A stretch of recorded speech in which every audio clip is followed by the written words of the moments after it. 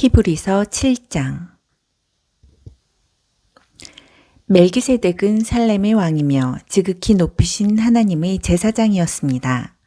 그는 여러 왕을 무찌르고 돌아오는 아브라함을 만나서 축복했습니다. 아브라함은 담례로 전리품의 10분의 1을 그에게 바쳤습니다.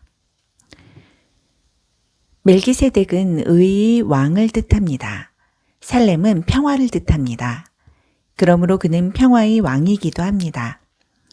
멜기세덱은 먼 과거로부터 우뚝 솟은 존재로서 족보도 없고 시작도 없고 끝도 없습니다.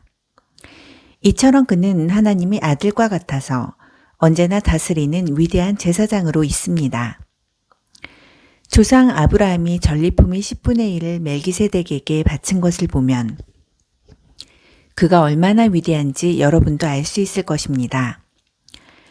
레위 자손 가운데 제사장들은 백성으로부터 11조를 거두도록 율법에 규정되어 있습니다. 제사장과 백성 모두가 아브라함을 한 조상으로 둔 동족인데도 그렇습니다. 그러나 멜기세덱은 완전히 외부인인데도 아브라함에게서 10분의 1을 받았고 약속을 받은 사람인 아브라함을 축복했습니다.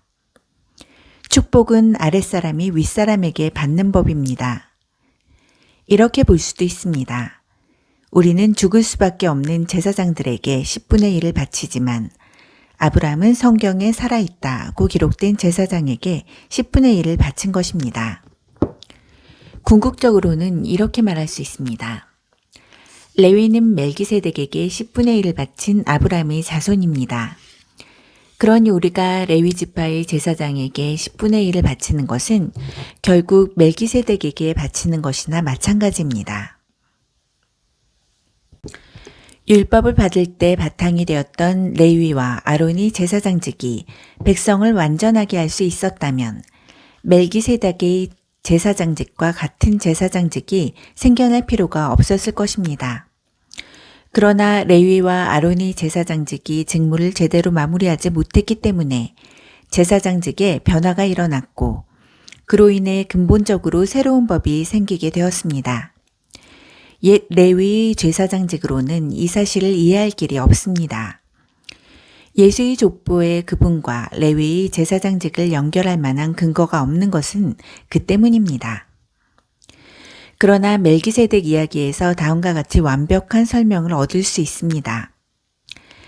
멜기세덱과 같은 제사장 예수께서는 혈통의 계보를 따라서가 아니라 순전히 부활 생명의 힘으로 그분은 살아계십니다. 멜기세덱의 반열에 따른 영원한 제사장이 되셨습니다. 이전의 방식, 곧 율법 제도는 기대했던 것만큼 효력을 내지 못해 폐기되고 말았습니다. 율법은 아무것도 성숙에 이르게 하지 못했습니다. 그러나 이제 효력이 분명한 우리를 하나님의 임재 속으로 곧바로 데려다주는 또 다른 길이 그 자리를 대신했습니다. 그 길은 다름 아닌 예수이십니다. 옛 아론의 제사장직은 하나님의 명시적인 확증 없이도 자동적으로 아버지에게서 아들로 계승되었습니다. 그러나 하나님이 개입하셔서 새롭고 영원한 제사장직을 제정하시고 다음과 같은 약속을 덧붙이셨습니다. 하나님께서 약속하셨으니 그 약속을 철회하지 않으실 것이다. 너는 영원한 제사장이다. 이처럼 예수께서는 우리와 하나님 사이에 더 나은 방식, 실제로 효력 있는 방식을 보증하는 분이 되셨습니다. 이것이 다름 아닌 새 언약입니다.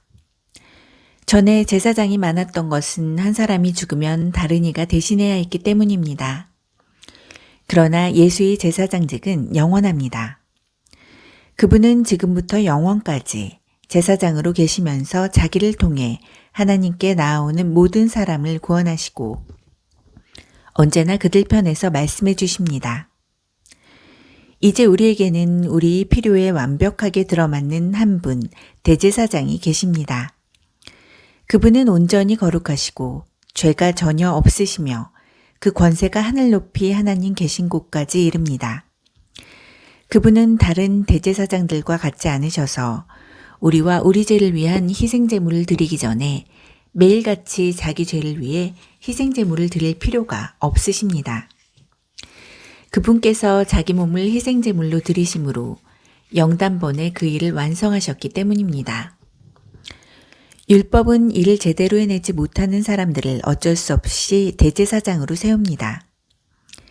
그러나 하나님이 개입하셔서 율법 다음으로 주신 명령은 영원토록 완전하신 아들을 대제사장으로 세웁니다.